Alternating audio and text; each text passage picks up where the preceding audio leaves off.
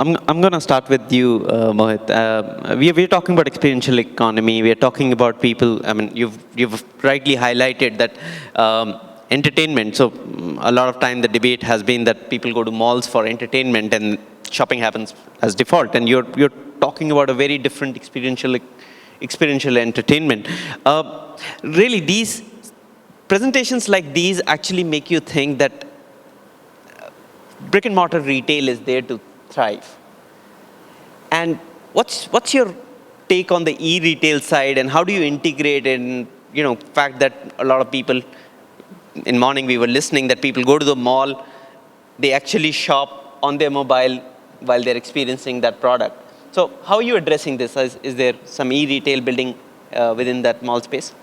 Yeah, definitely. See, the e-retail is coming up, and we can't deny the fact it will definitely take its pace. But at some period of time, I definitely think it will settle down when the other stores would also come online and would give that type of an experience what we are talking about. Which actually this is experience and is a factor which will always be missing in e-retail. So over there we can have edge to give them experience to people so that they come back again to us. Sure. One of the things that I focus on is getting brands into India, and what we believe that we are still short of brands in India. In early days when I was sort of starting with franchising, I used to hear that franchising makes brands, brands don't make franchising.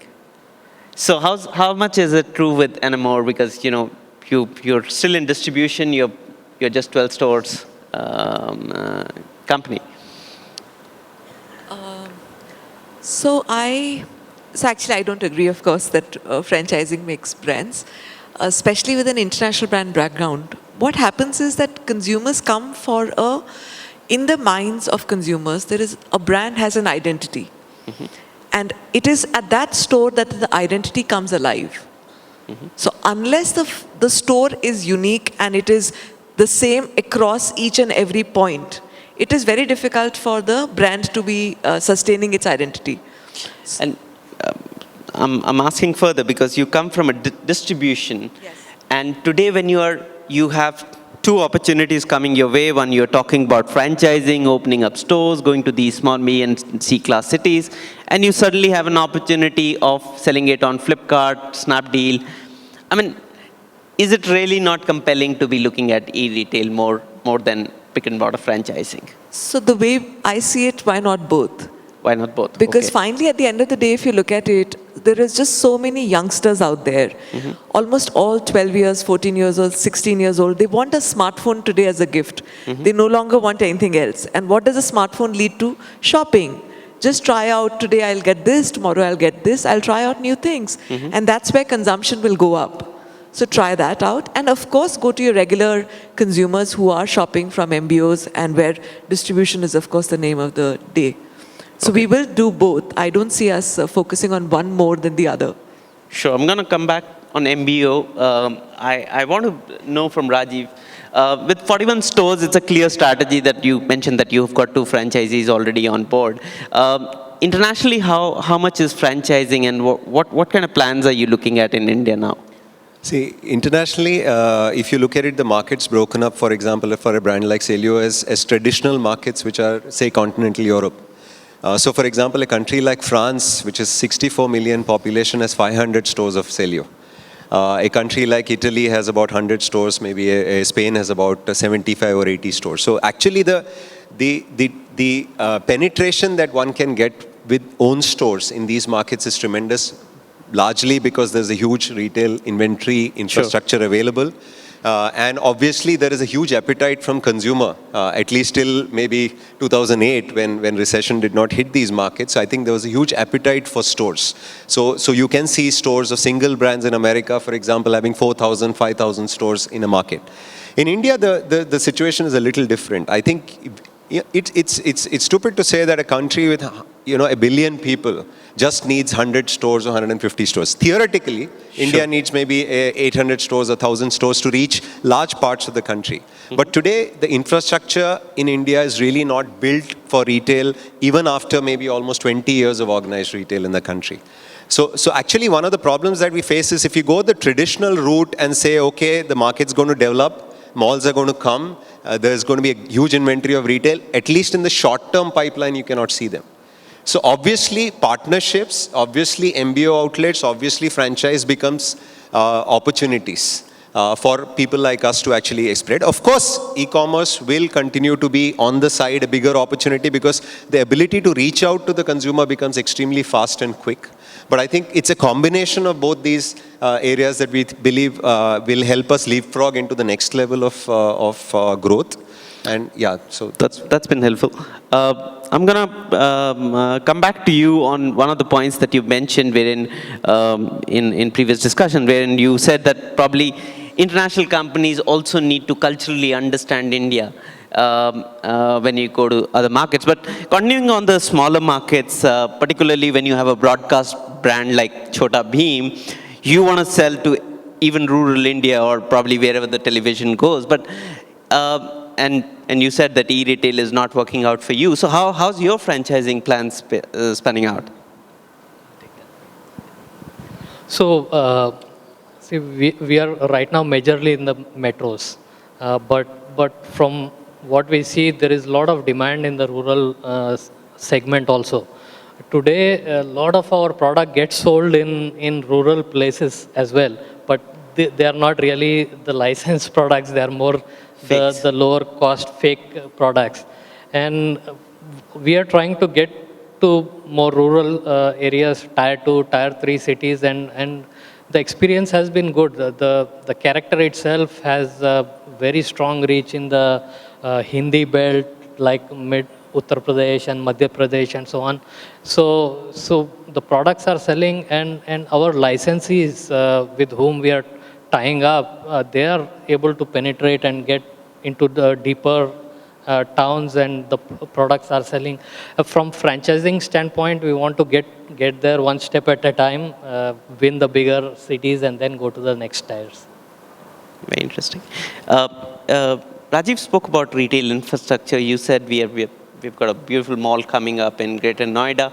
Do you still feel after 15 years or probably 17 years that the first mall opened, we still retail infrastructure isn't ready?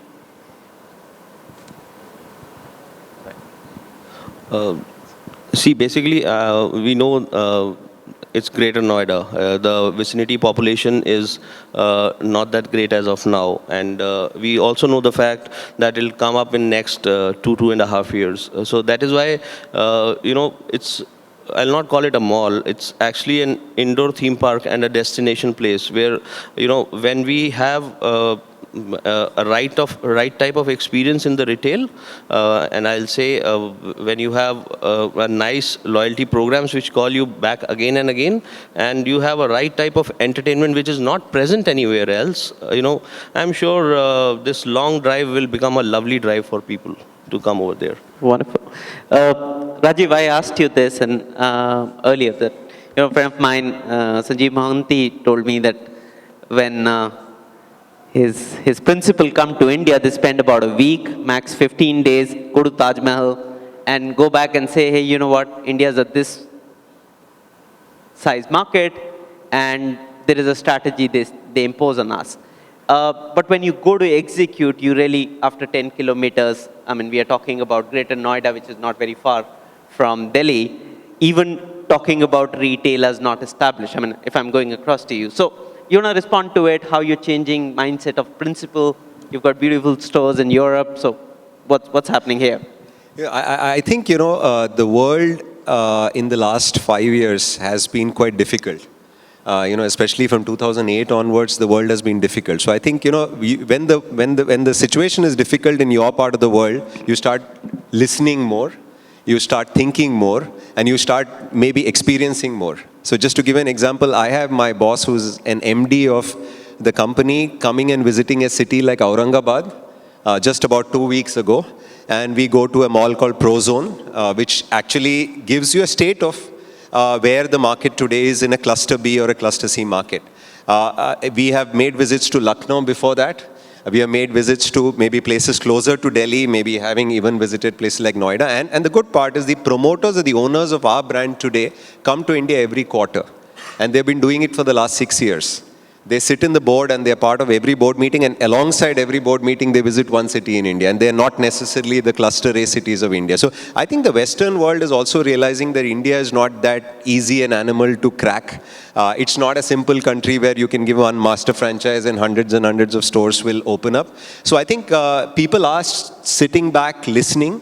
People are realizing that you need to tailor yourself to a particular market in terms of product offering, in terms of experience, in terms of understanding nuances, like, for example, even things like legalities. Like, starting an FDI application to the application getting moved between tables to actually getting finally cleared, it's a journey of about 1.5 years. So I remember my principal, which is the promoter of the company, actually sitting in a lawyer's office in Delhi, actually spending almost an hour understanding from him what are the nuances and what are the difficulties.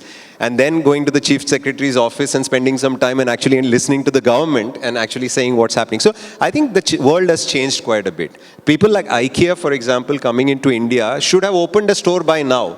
But they're spending for the last 3 years, I think, researching the first, obviously going through the legal hurdle, after which researching the market and going to people's bedrooms and bathrooms, trying to understand how people are using beds differently in India, how families, 4 of them sleep together in one bed, how the bathroom utilities are used, and then setting up a store 2 years later.